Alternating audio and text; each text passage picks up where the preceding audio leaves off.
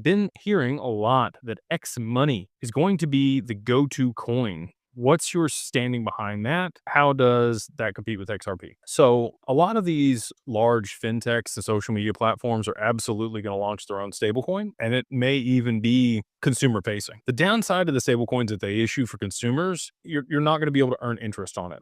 They're going to be able to earn a lot of money on it. You're not going to be able to earn any money on it. Tokenized deposits are going to be a bit different, and those do allow people to generate interest on those accounts. I think that X Money probably goes the tokenized deposit route, and they leverage another, distributed ledger technology to be able to settle those accounts. And you'll have an X address or, a cash address that is your handle over there that you can then send people money from, and people can send money to you on, right? I got a cool one. Mine is beyond_broke there on X. So excited about that for the money handle.